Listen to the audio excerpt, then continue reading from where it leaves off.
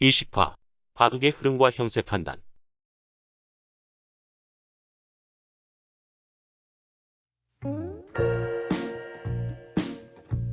여러분 안녕하세요. 이번 시간에는 가볍게 복습을 한 뒤 바둑 한 판의 흐름에 대해 알아보겠습니다. 좋아. 저번에는 개가 하는 요령에 대해 배웠지? 곱셈을 이용해서 집을 세기 쉽도록 네모 모양으로 만드는 것이 중요해. 5단과 10단이 자주 쓰이니까 그에 맞춰 모양을 만들면 훨씬 쉽게 집을 셀 수 있어. 물론 이런 모양도 자주 쓰이니까 따로 알아둘 필요가 있어. 또 경계선을 무너뜨리지 않도록 주의해야 해. 그 다음에는 바둑을 두는 방식에 대한 거였지. 바둑은 흙이 먼저 두니까 100보다 유리하게 시작해. 그래서 일반적으로 바둑은 잘 두는 쪽이 100으로 두는데 이걸 정선 바둑이라고 해. 두 사람의 실력 차이가 많이 나면 흙 쪽이 미리 몇 개의 돌을 깔고 두는 젖바둑이 있어. 마지막으로 승부가 중요한 경우에는 돌가리기로 돌을 나눠 갖고 흙이 덤을 받는 호선 바둑이 있어. 맞바둑이라고도 해. 덤은 바둑이 끝나고 개가 한 다음 흙집에서 덤만큼 집을 빼고 계산해. 흙이 먼저 두는 유리함을 덤으로 깎아내는 거지. 정말 잘하셨습니다. 이제 이때까지 배운 초반과 중반, 종반의 내용을 이용하여 바둑의 흐름에 대해 말씀드리겠습니다. 먼저 상대와의 실력이나 상황을 고려하여 어떤 방식으로 바둑을 둘지 결정해야 합니다. 방금 말한 호선이나 정선, 젖바둑 중 하나를 말하는 거겠구나. 그 다음 바둑이 시작되면 초반에는 어떻게 귀를 차지할지 선택해야 합니다. 귀를 차지하는 방법에는 화점이나 소목, 삼삼이 있었지? 맞습니다. 그리고 차지한 귀를 바탕으로 어떻게 변을 둘러쌀지 고민해야 합니다. 내 귀를 굳히거나 상대 귀에 걸치거나 비어있는 변에 벌리는 방법이 있었어. 그래서 어느 정도 초반이 끝나고 중반부터는 어떻게 뛰어서 중앙을 집으로 둘러쌀지 또는 상대의 집을 삭감이나 침투를 통해 깎아낼지를 결정하게 됩니다. 계속해서 내가 둘러싼 곳에 들어온 상대의 돌과 관련된 사활을 어떻게 해결할지 수익기를 해야 합니다.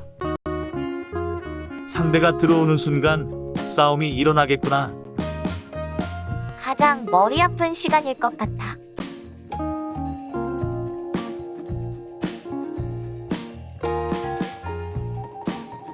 그래서 중반이 마무리되고 종반이 되면 그동안 배운 끝내기 수법과 흙이 선수와 후수의 관계를 바탕으로 끝내기 순서를 짜는 단계가 됩니다. 집은 작지만 확실하게 둘러쌀 수 있는 만큼 치열한 수익기 싸움이 벌어질 것 같아.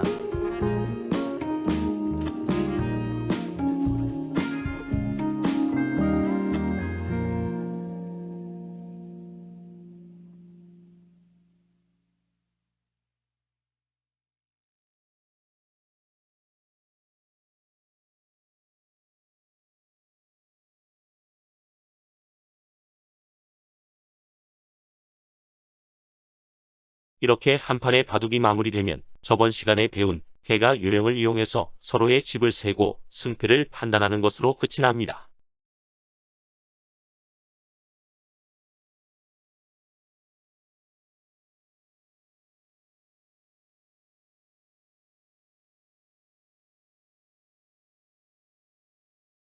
참고로 예전에 배운 바둑의 예절을 지키는 것도 잊지 말아야 합니다. 이렇게 보니까 바둑 한 판을 두려면 다양한 내용을 알아야 되는구나.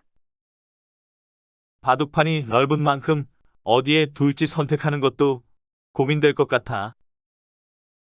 이런 흐름 사이에서 어디에 둘지 정하는 요령이 있답니다. 잠시 후에 알아보겠습니다.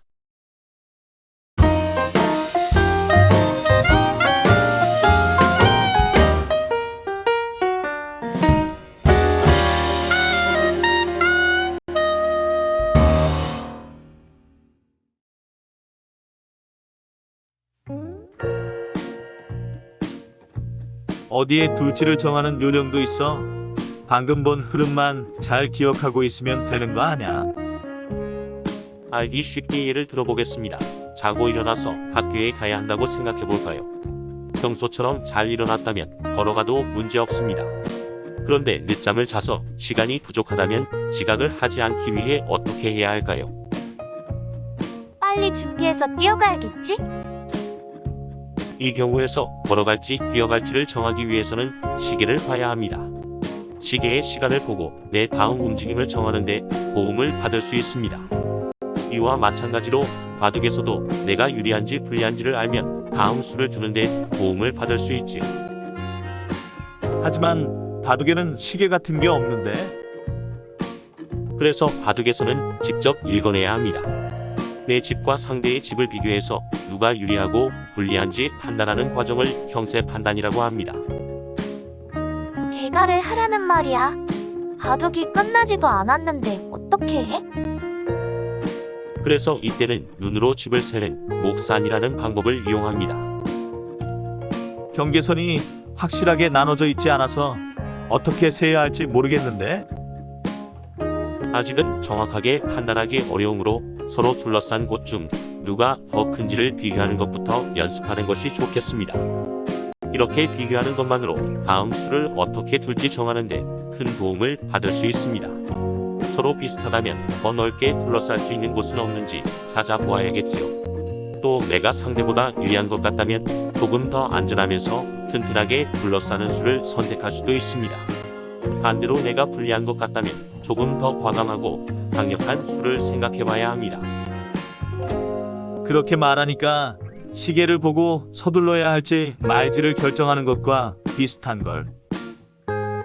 둘 수 있는 곳은 여러 곳인데 서로의 형세를 기준으로 내 다음 수를 결정한다는 거지?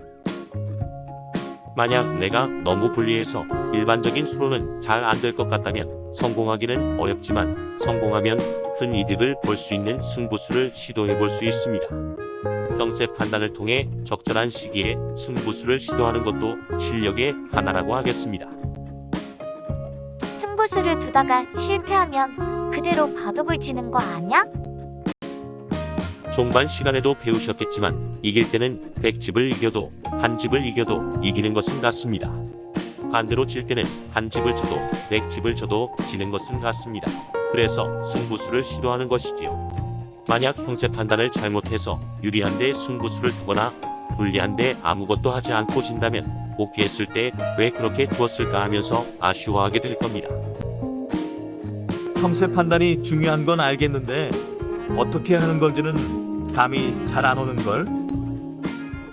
잠시 후에 조금 더 자세히 알아보겠습니다.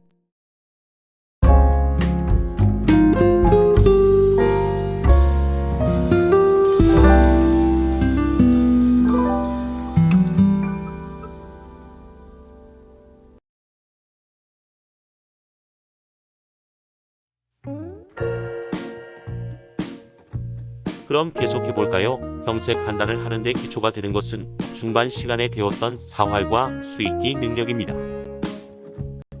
헐, 사활과 수익기가 왜 여기서 나와? 예를 들어 이런 모양이 있다고 할까요? 이 모양은 살았을까요? 잡혔을까요? 흙 차례라면 가운데에 둬서 분리된 두 집을 만들어야 살 수 있어. 100차례라면 역시 가운데에 둬서 흙을 잡을 수 있어. 이 흙이 살아있다고 생각해서 두지 않는다면 흙이 새 집을 가진 모양입니다. 그런데 100이 이곳을 둬서 흙돌을 전부 잡는다면 잡은 돌 5개와 비어있는 두 곳을 합해 12집을 얻을 수 있습니다. 사활을 보는 눈에 따라 15집의 차이가 생기게 되는 것이지요. 에이, 이렇게 확실한 모양에서 틀릴 수가 있어? 맞아. 이건 이미 배운 거잖아. 이번에는 다른 모양을 통해 알아보겠습니다. 축과 장문 시간에 배웠던 이 모양을 기억하시나요? 흙이 이곳을 두면 잡히기 때문에 두기 어렵습니다. 따라서 이런 곳은 확실하게 둘러싸이지 않았지만 흙이 둘 수 없으므로 100집이라고 생각할 수 있습니다. 반대로 100이 좌하기를 둘러싼 뒤 이 모양에서 흙이 이곳에 들어가서 살 수 있다면 100집이라고 보기 어려울 겁니다. 이렇게 좁은 곳에서 살 수 있을까? 난 못할 것 같은데, 넌 어때? 그런가?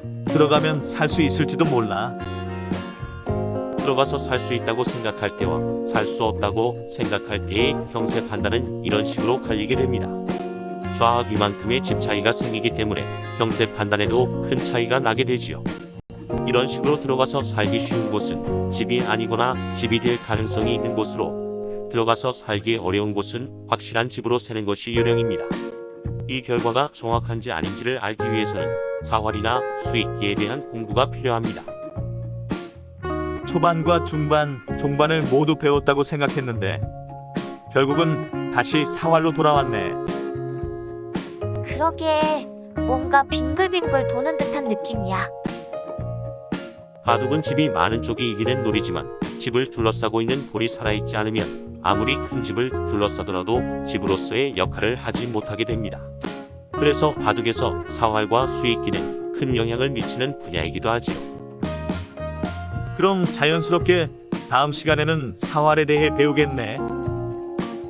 이번 시간에 배운 내용은 뭔가 알 것 같으면서도 잘 모르겠어. 형세 판단도 다른 기술처럼 연습을 통해 익숙해져야 합니다. 알았어. 그럼 열심히 복습하면서 알아봐야겠다. 오늘도 가르쳐줘서 고마워. 다음에 보자.